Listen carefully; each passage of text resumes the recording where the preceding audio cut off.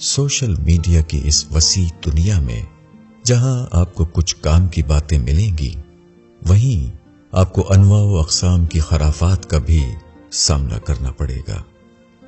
یہاں آپ کو کبھی کوئی بلی کسی ویڈیو میں نماز پڑھتی نظر آئے گی، کبھی کوئی پرندہ سجدہ کرتا دکھائی دے گا، کبھی خانہ کعبہ کے اوپر ایک فرشتہ نمودار ہوگا جو خود بیت اللہ میں کسی کو دکھائی نہیں دے گا مگر ہم فیس بکی مسلمانوں کو نظر آئے گا۔ کبھی مائیکل جیکسن زین بیکا کی آواز میں مشہور انگریزی حمد سے تھینکس ٹو اللہ گا رہا ہوگا اور سب اندھا دھن سبحان اللہ کہہ رہے ہوں گے۔ یہیں کہیں کسی پوسٹ میں آپ کو حضرت عائشہ رضی اللہ عنہا کی سلائی مشین بھی دکھائی دے گی۔ کیا کہا؟ نہیں نظر آئی؟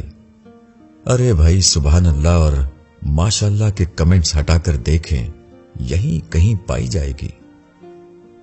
فیس بک کی دنیا میں ہی کبھی کسی دیوار یا صفحے کی کھدائی کریں تو یہ بات بھی آپ کے علم میں آئے گی کہ مشہور خلاباز نیل آرمسٹرانگ جب چاند پر گئے تو انہیں وہاں صرف ایک آواز سنائی دی جو کہ اذان کی آواز تھی، اور انہوں نے چاند سے واپسی پر فی الفور اسلام قبول کر لیا۔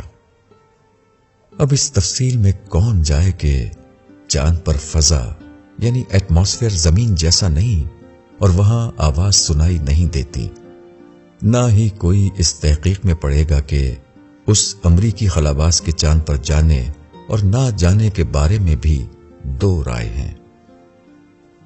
کبھی بدھوں کے عظیم رہنما دلائی لاما ہمارے حضور پاک صلی اللہ علیہ وسلم کی عظمت کا اعتراف کرتے ہیں اور کہتے ہیں کہ اسلام امن کا دین ہے، تو ہم اپنا ذہنی توازن کھو بیٹھتے ہیں اور کہتے ہیں کہ اس ویڈیو کو اتنا شیئر کرو کہ تمام مسلمانوں کو اس بات کا یقین ہو جائے۔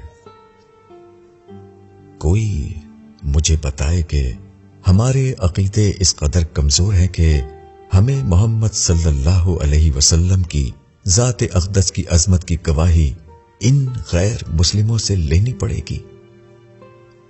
یہیں آپ کو سچے اور پکے مسلم بھائیوں کی طرف سے پیش کی گئی وہ پوسٹ بھی نظر آئے گی جو آپ نے آگے شیئر نہ کی تو آپ دائرہ اسلام سے خارج ہو جائیں گے، اور اگر ماشاءاللہ اور سبحان اللہ نہ کہا گیا تو آپ دنیا کے سب سے بڑے کنجوس کہلائے جائیں گے۔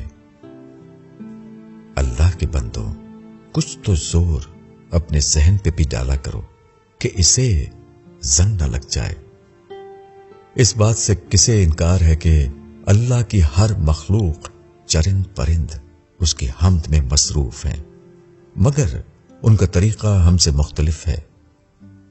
نماز ہم پر فرض ہے، نہ کہ ان بلیوں پر جنہیں مسلمان بنانے کی تگ و دو میں آپ لگے ہیں۔ کسی چیز کو شیئر کرنے یا نہ کرنے سے لوگ کافر ہونے لگے تو ہو گیا کام، ہم تو دائرہ اسلام سے خارج قرار پائیں گے۔ پھر ضرورت اس امر کی ہے کہ اندھی تقلید کرنے کے بجائے کسی بھی چیز پر یقین اور شیئر کرنے سے پہلے اس بات کا یقینی بنا لیا جائے کہ آیا یہ سچ ہے یا اس کی کوئی حیثیت ہے بھی کہ نہیں۔